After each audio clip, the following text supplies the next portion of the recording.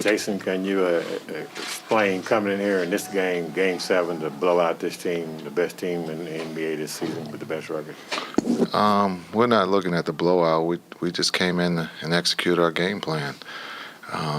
Guys, again, we talked about it before, have played in Game 7 on the road in L.A., and I thought they came out as if it was just another game and played it at a high level.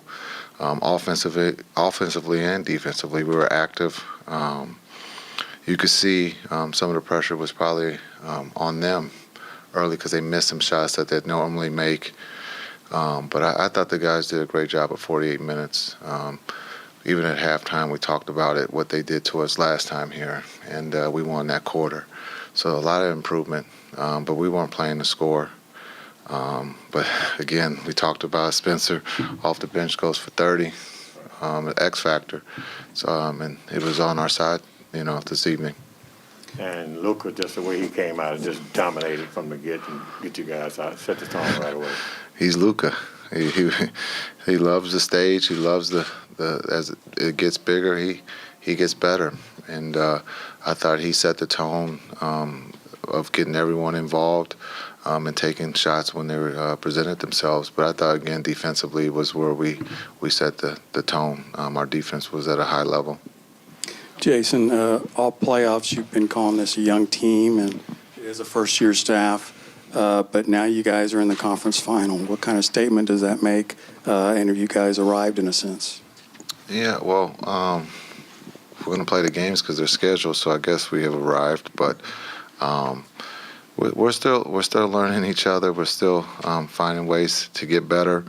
We're playing a very special team in the Warriors when you talk about dynasty and one of the best coaches to ever do it.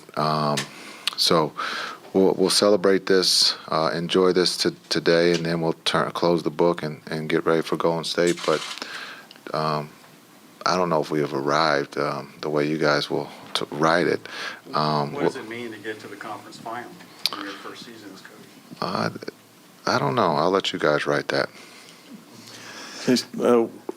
Those first, the non-Luka minutes there at the start of the second quarter, how big was winning that stretch and winning it pretty convincingly with those guys, with Spencer kind of leading the way? Yeah, I thought Spencer came in and was aggressive right off the bat. He didn't wait. There was carryover from Game 6. And I thought not just Luka being out, but we ended with JB out in that second quarter.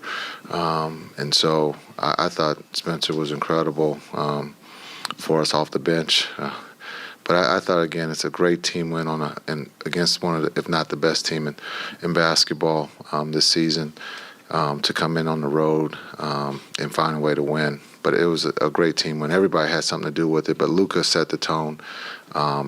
But Spencer came off the bench and gave us a big lift. Jason, when I asked you during the Utah series what the ceiling was on this team, you said there was no ceiling on this team. Yeah. So, obviously, you still believe that? Yeah. Why would you want to put a ceiling on somebody or a team? Well, you're just kind of making it sound a little bit like, y'all are just kind of, getting through this and you're going to leave it up to everybody else. But it looks pretty impressive to come out and win Game 7 on the road by 40 points. We believe, and it showed today, but we got to go through this journey. And I hate when, we label or cap something. We don't know how far this can go. That's why we got to play them. That's why we showed up to play this evening. No one gave us a chance. A lot of people said it was going to be a blowout. Well, they were right. But they didn't have us on the winning side. And so this is a good win. We're going to understand we are a young team, first-year coaching staff. We're getting to know each other, but we have some special people in that locker room that believe in team. And a lot of times in this league, if you are a team, you find yourself, winning games that you're not supposed to. Jason, you talk a lot about staying in character. How did you guys, not just tonight, but last game and multiple times throughout the series, get Chris Paul and get Devin Booker so out of character for them? Yeah, Reggie and Dorian are not going to get, the big headlines, but those two were assigned, both of those guys, and they did a heck of a job of executing the game plan. And the beauty of it is there's no ego on this team about who guards who. They just go out and do their job, and that's what makes those two special. When we made the change of changing Reggie and putting him on book, just to give a different look, and hopefully it was going to help us. Dorian could have easily said, come to me and said, listen, I do this, but he accepted that, and it turned out to help us both ways with a bigger body on Chris and Reggie on book. Okay, we got time for one on Zoom. Kevin Gray. Kevin Gray, 105 to the Fan. Jason, obviously you've kept this about your players this season and the journey that they've been on.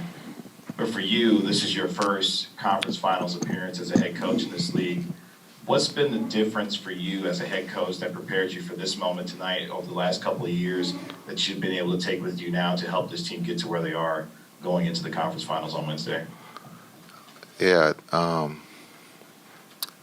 guess assistant coach doesn't count to be able to make it to the Western Conference Finals. But Frank Vogel, it's an easy answer. Frank Vogel prepared me for this.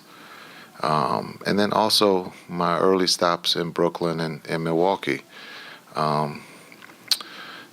Just understanding, putting guys in a position to be successful, and then also looking of listening to your star player. He wants to have fun, so let's have fun.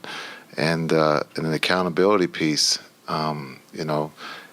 Those are the words that we talked about this season, and that's what we hold each other accountable. It's those words that we came up with, and no one's exempt from them.